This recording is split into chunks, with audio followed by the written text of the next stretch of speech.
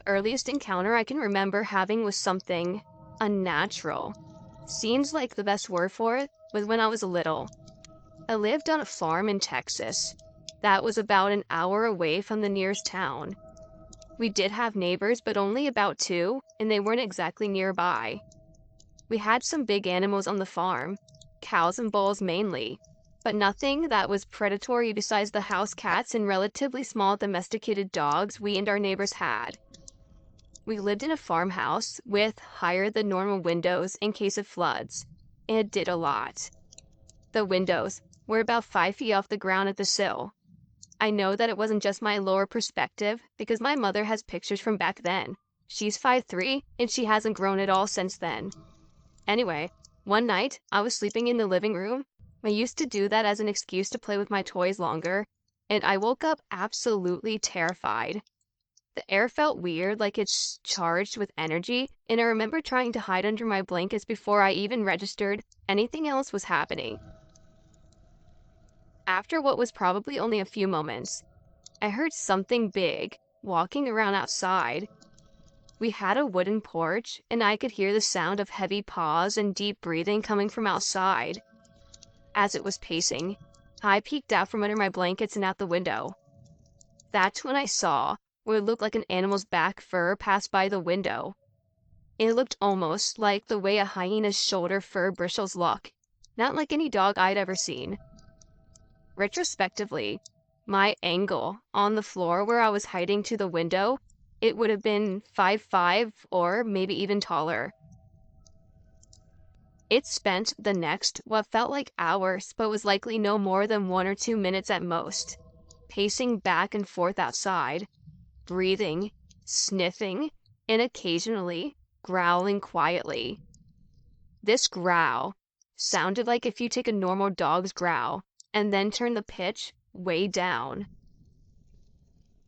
It was almost all bass, and even with it growling quietly, it felt like the noise was coming from almost right next to me or from inside my window. Now, I know it sounds like it was just a wolf of some kind, but there weren't any wolves in the area. Literally none for dozens of miles. I've also come across wolves, and none of them feel like this thing did. It had a kind of pleasure, almost like it distorted the world around it by just existing. I have no clue what it was or why it even showed up in the first place. All I do know is that it was unnatural and wrong. I don't remember seeing any footsteps or anything else in the morning, and no one else believed me. I also know that none of the cattle were hurt or gone, which honestly just disturbs me more. If it were hungry, then would it have tried to take or eat one of them? If they had been spooked by whatever was getting close to them, then our neighbors would have definitely woken up and they didn't. Which means I could only assume that it was only interested in humans, or us specifically. I haven't seen anything like that for years, and when I did, I wasn't even in America, so I doubt that it was the same one, but I guess you never know with these things. I apologize for the length. I can be a bit long-winded, but I will keep sending more experiences as I have the moment to spare.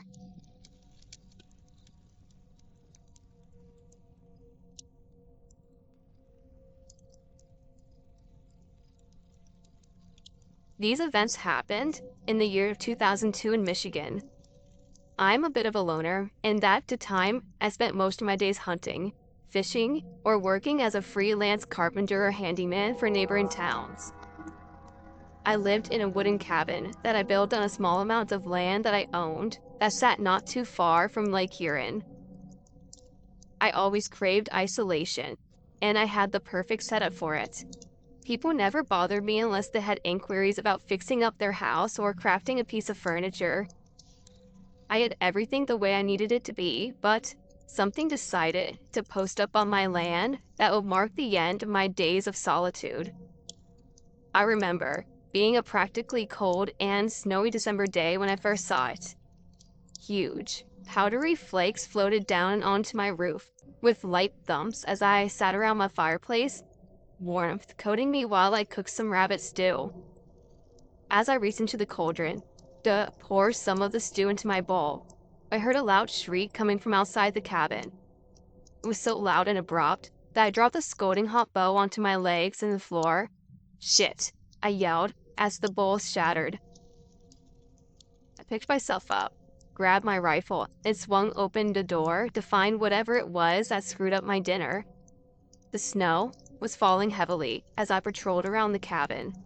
My footsteps crunched loudly into the white ground as I searched the surrounding area, but I could not seem to locate the source of the sound. The bitter cold was starting to constrict me as the small amount of adrenaline was beginning to wear off. It must have been at least 10 below, so I turned back to my cabin. It was then that I saw that what must have been the creature that made that shriek. On the opposite side of the cabin, I saw an animal laying in the blinding white sheet of snow, and I thought it must have been a large raccoon or groundhog.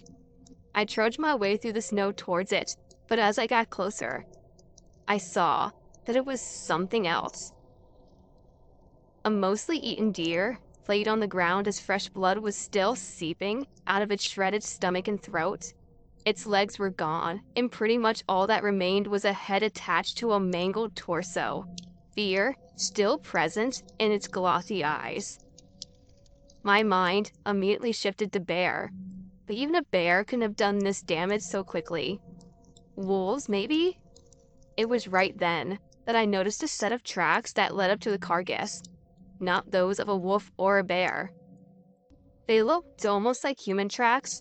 However, one of the reoccurring prints was so noticeably bigger than the other. I stepped back and began to back away from the deer. As I turned my head, I noticed a similar set of tracks through the huge, falling snowflakes that led into the nearby forest.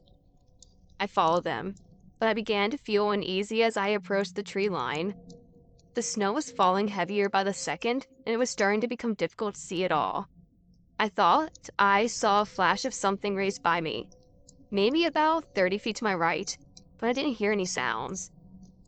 I made my way over to where I thought I saw the flash, and felt anxiety fill me as I saw the same set of tracks leading toward my cabin. I quickly shifted my gaze to the cabin, and in between the falling snow, I could see a figure standing beside the house. "Hey," I yelled out.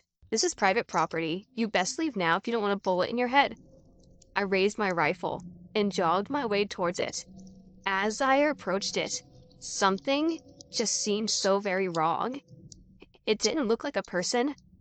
Its skin was whiter than the snow, and it had an unnatural figure that twitched in a rift in front of me. I lost my focus as I gazed upon this monstrosity and tripped in the deep snow. As I picked myself up and wiped the frost from my face, I saw it sprinting off in the distance, well over 100 yards away. I stood up and took aim, but it moved faster than anything I have ever seen before. Before I knew it, it was completely out of sight. I quickly raced inside and barred the door shut and just sat there for a while. What the hell just happened? I thought to myself. A few weeks passed by and I sat up late, every single night wondering if that thing would show itself once more. I didn't know what it was, but curiosity was starting to nag me as I spent my days sitting on the porch, scanning my land, to find nothing at all. I have left my property and have made sure that I am constantly surrounded by my family, so that thing can't get to me again.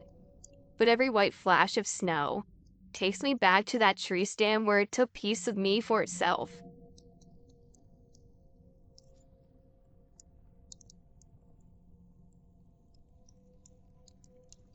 I live in West Virginia, but I work between there and Eastern Ohio. I am a vendor. I don't want to say the company's name. And today, something happened to me as I was strapping down my truck after I had just finished servicing a store. I was in Barnesville, Ohio, and was just securing my load in the back of the truck when I heard what sounded like, "Help me," from a wooded area next to the parking lot. I was parked at the edge of it. Naturally, I stopped and listened to see if there was someone in need. There is a local Amish community, and a horse and buggy were parked about 30 feet from my truck. No one was inside, though. The sound was coming from the opposite direction. I listened, and sure enough, I heard it again.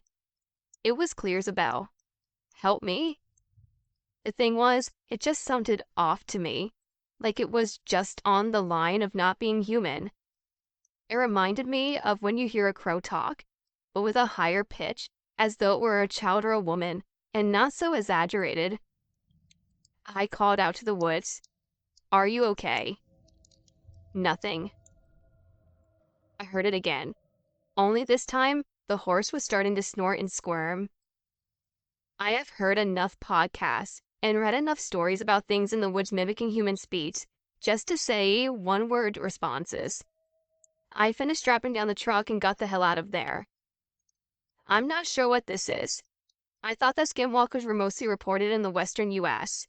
Has anyone ever heard of them being in the Appalachians before? Or is this possibly something completely different?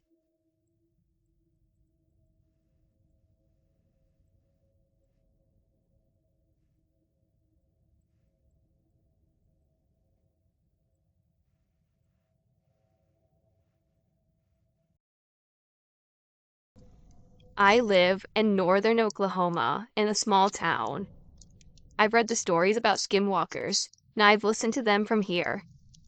Okay, now it's time to tell what happened on my own encounter. I was walking home on a moonlit night. Nothing seemed out of the ordinary. I made it to the train tracks when I heard a tree branch snap. I looked in the direction of where it had come from, and I saw it. Right there, about 20 feet away from me, I saw what appeared to be a deer crawling in an open field. Now, one thing you should know about me at the time, I was a gun fanatic, so I always carried a small gun or a small firearm. I did the stupidest thing. I shot at it with my pistol. I missed, and oh my god, it stood up on its hind legs. It scared the shit out of me because I knew whatever it was is not natural. I ran as fast as I could to my house. The one thing that scared me the most was that it was chasing me. I finally made my way to the house and I looked back and I saw that I was walking to the tree line and it kept going until I couldn't see it. The one thing that was going off in my mind was that I should go look for it tomorrow. I couldn't sleep that night at all because I thought it was going to come back.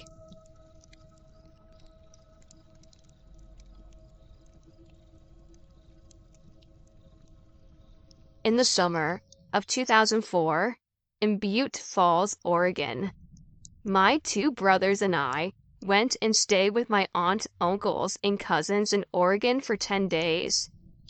One night, we set up a TV on a stump outside the house and brought our sleeping bags out as well. Me, my two brothers, and three cousins, all teenage boys, were all enjoying the movies.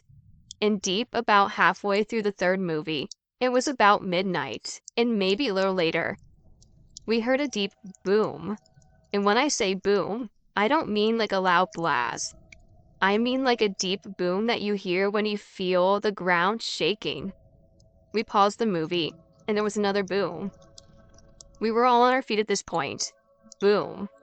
It sounds like huge footsteps coming towards us. My aunt and uncle came outside as well. Boom. Boom. I felt dread well up inside me. I ran into the house and hid in a corner expecting to be squished by something massive. Boom. Boom. I could hear the sounds of distress outside. I decided I want to see what it was, even if I was going to die under a massive foot. I went outside. Boom. Boom. The steps stopped at the edge of our field of vision, maybe 40 to 50 yards away. My uncle shakily tried to tell us it was fireworks from the next town over. The next town is over an hour away, and fireworks don't boom through the earth. I had forgotten about this, and frankly, it still creeps me out. I don't think it was a Sasquatch. Don't think Sasquatch is quite Godzilla status.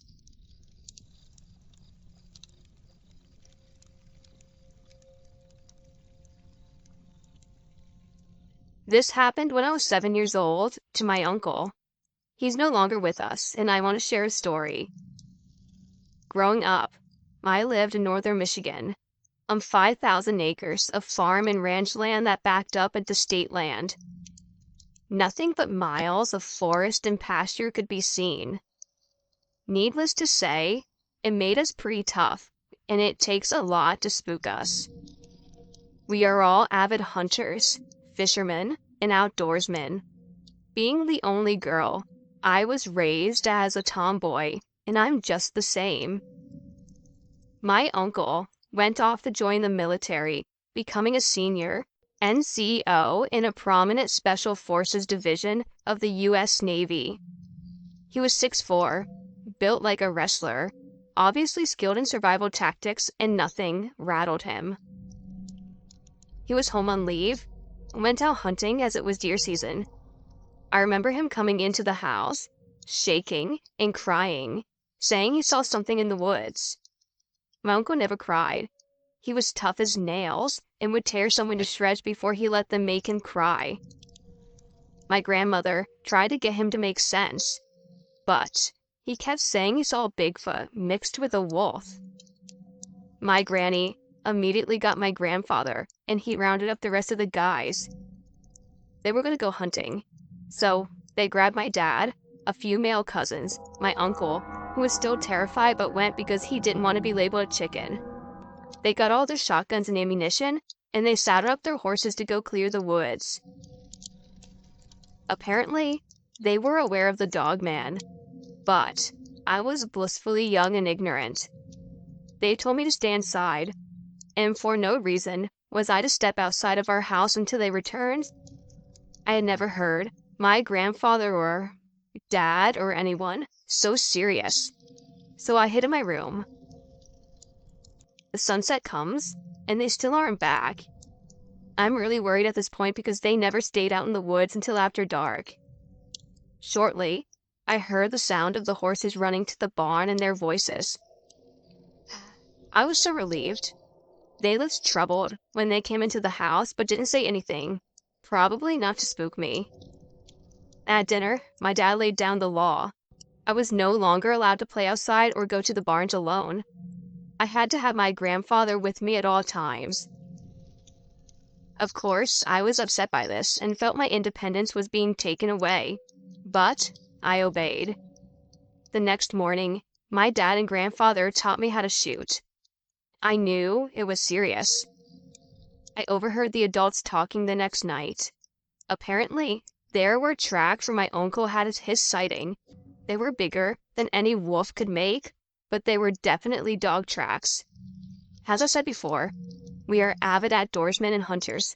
We can identify tracks easily, but these couldn't be identified. About 8 feet up into the tree were claw marks. No Michigan bear could make those. We also found claw marks about the same height on multiple trees throughout our property. We found cattle, mutilated, and not in the way a coyote or a bear would, and it lasted the entire winter. We lost about 30 to 40 cattle that winter, all of them mutilated, all with the same wolf and dog tracks in the snow. I really felt that this experience changed my uncle. Who knows? He did multiple tours in the Middle East for Desert Storm and OIF, Operation Iraqi Freedom, before he committed suicide. After that experience, though, he was never the same. He went from not ever drinking to never seeing him without a bottle of Jack, and his eyes were always haunted. He changed his personality and never went out in the woods again. He quit hunting, and even eventually just quit coming home to visit on leave. He didn't come home for my dad's funeral 2 years later. It was heartbreaking to see him deteriorate the way he did. I truly believe he saw something out there, and it ultimately killed him.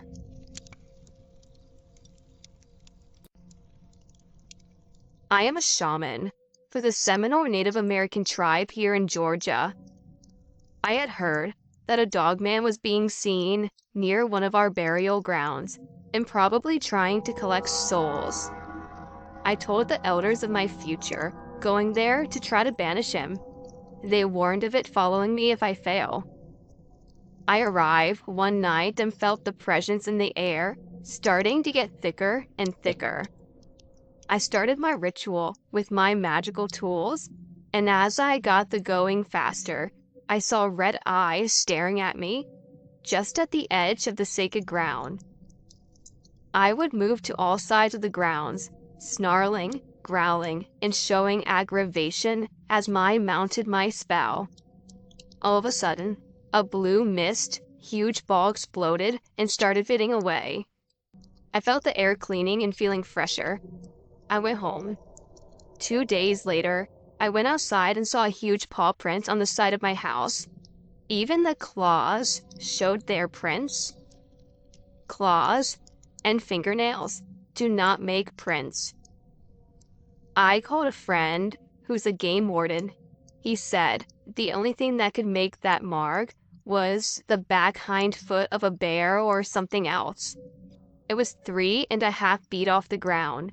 He said it was nearly impossible. Elder Red Father says it's the dog man, an evil entity, never human, who followed me. It knows my powers and is scared of what I can do. I guess the battle continues.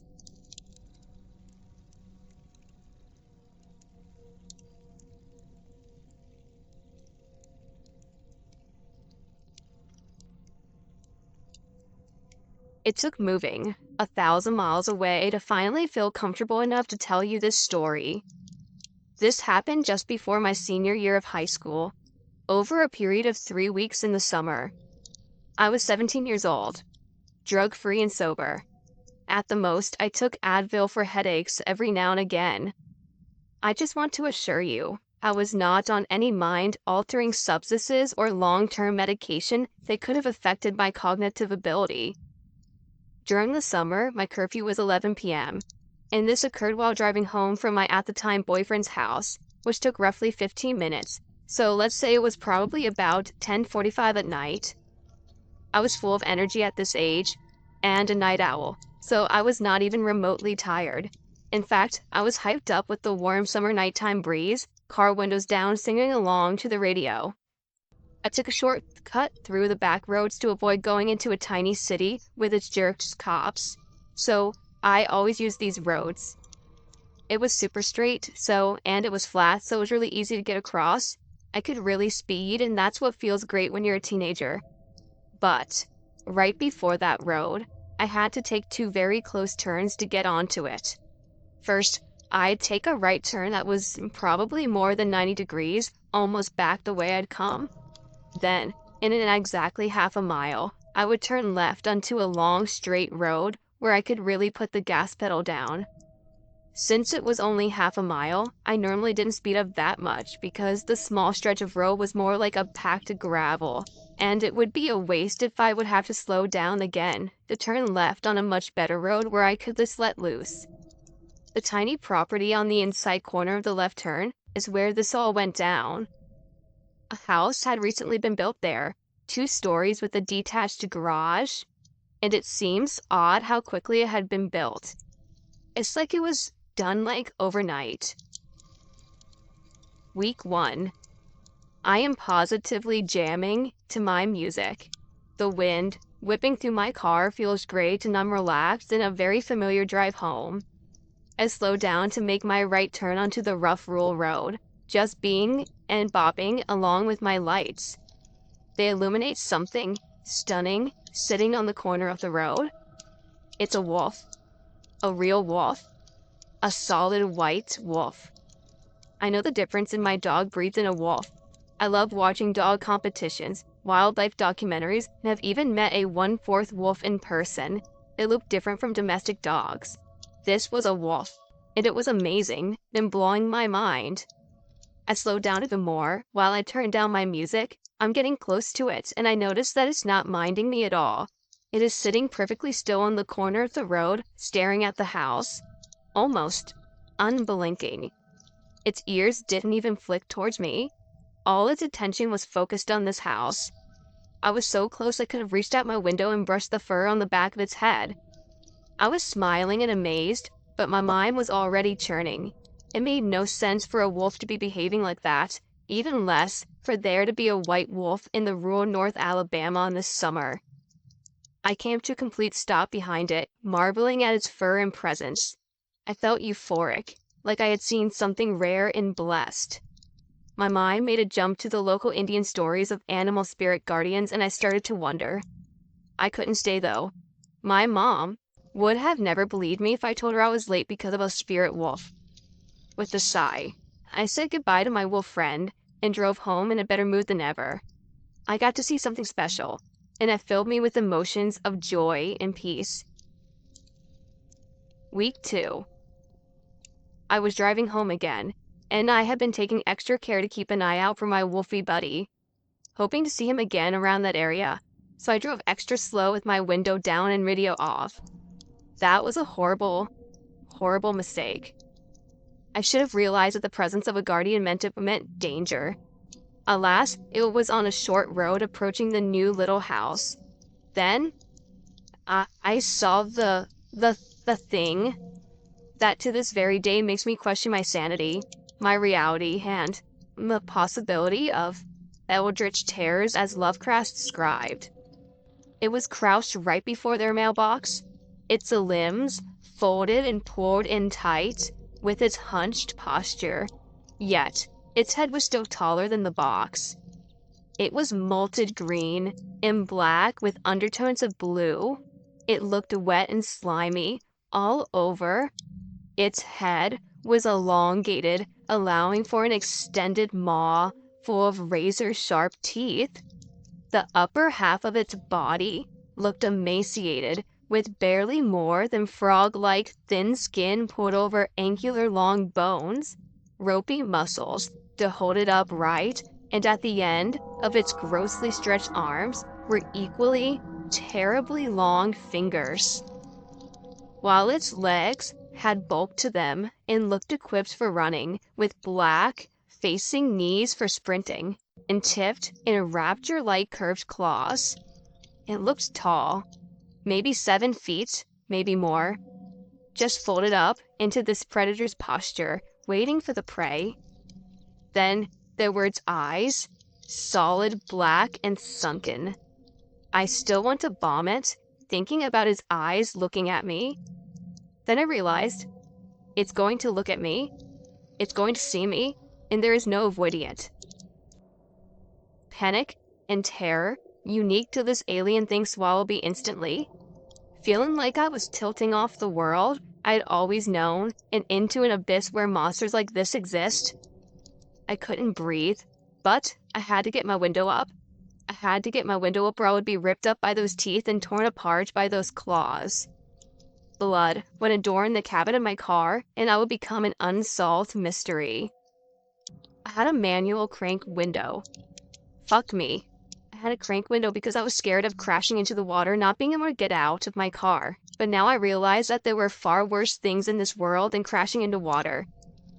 Its head was turning towards me, and I had let off the gas, but I was still getting closer to it. It made me want to scream, but I had to get my window up first. I was cranking it as hard as I could.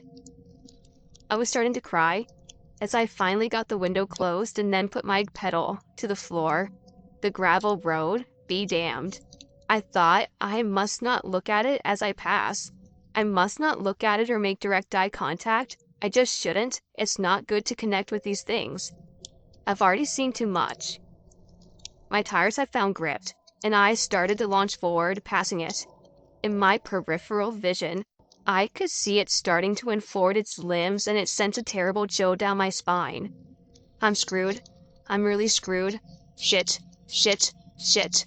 I was mumbling through my tears as I slid around the turn, fishtailing for a moment before I rocketed down the road. I felt sick, and my heart was hammering. I had snot and tears rolling down my face, and my hands were shaking. I glanced in the rearview mirror and could not only see the darkness as there were no street lamps out there. I used a trick I've mentioned in one of my other stories to tap the brakes soft enough that the lights come on, but not to actually slow down. Red lit up the dust that was billowing up in my wake, but amidst the swirling chaos, I thought I saw a darker shadow than the rest. A tall, thin shadow. I had enough and decided I was going to drive straight to the lighted roads and not let off the gas again until the rest of the way. No more looking back. I was going to drive 109 miles per hour, which is as fast as I can go before my governor kicks in. I even ran a stop sign at the end of the road, because I was not going to get caught by this thing if I could help it. I took a right onto the highway and flew home. I might have even been relieved to be pulled over, but I did not. When I got home, no one was awake. I was pretty trusted to come home on time, so I called my boyfriend and cried to him for a long time before I was able to explain. He was dismissive and thought I was pulling a joke on him. Then he thought I was just being crazy and seeing things. There's many reasons we didn't stay together, but his insensitivity contributed for sure. Week 3. I refused to take that shortcut anymore. For that reason, I would have to leave my boyfriend's house a bit early, and he'd been making fun of me about it all week. One of the days we went to a park to walk around, and on the way back, he decided he wanted to drive by the house where I saw the thing. I was hysterically begging him not to drive me there, but he would not be dissuaded. As we got closer, I could not stop him. I leaned in my passenger seat all the way back and pulled myself down, covering in panic and getting near the place. I hid below the window and covered my eyes while panting heavily, reliving the traumatic night in my mind again. At one point, the car stopped. "Spooky. You have to see this," he said. "No," I whined, resisting him, pulling at my arm. "No, you really have to see this. Look," he said in a changed tone of astonishment. Tears in my eyes as I uncurled and slowly peeked over the rim of the window. The house was gone, burnt clear down to the foundation, with only a handful of framing beams still standing. The ground around the house was blackened in a perfect large circle. My boyfriend started to get out of the car, and I shouted, "No, let's get out of here." While I grabbed for his arm, but he easily avoided me to get out. He walked around the ashy piles of the ruins for a bit, using a stick to poke at this and that. When he finally came back, he had an intense look of thinking on his face. There was no evidence of any personal belongings, furniture, power wiring, or even interior walls. Does it seem like anything else burnt out of the house besides the frame? Something's kind of weird. When we got to this house, he searched for news articles about any house fires in the area, and there weren't any. He called the closest fire station and was quickly brushed off by the person that answered, as they didn't know about a fire there and didn't have time to find more quickly or anything, so they just hung up on him. I never wanted to see that place again. I went out of my way to avoid the roads in that area. Talking about it still just makes my chest tighten, my skin crawl, and my eyes water. My brain still is trouble, because I know what I saw. A thing that is not like any creature known to humans. Yet, I still saw it.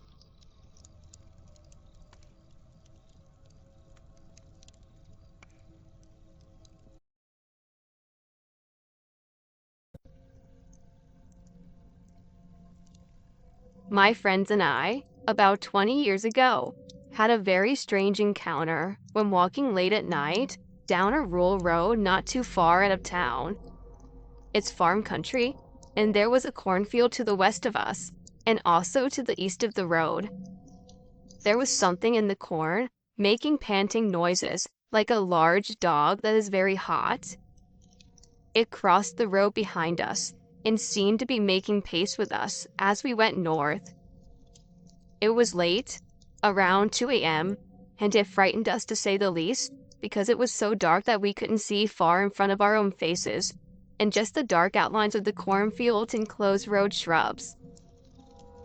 There was a moon, but there was a very few peaks of light because it was so cloudy in the early summer nights. And I remember it was also very warm out. I cannot recall if there was a full moon or not. We could hear it moving through the field. One of the guys had enough and chucked a fist-sized rock chest high straight at where he thought the sound was coming from and made a direct hit with something very solid that yelped and then howled like an injured dog.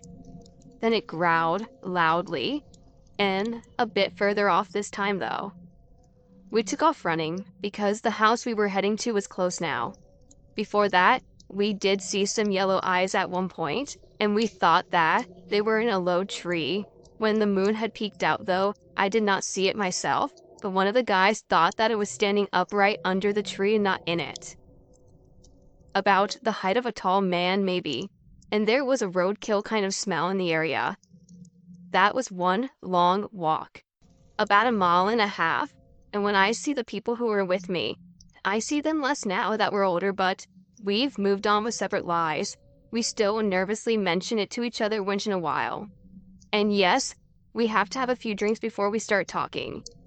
But it's definitely a creepy and interesting experience that I definitely can't explain.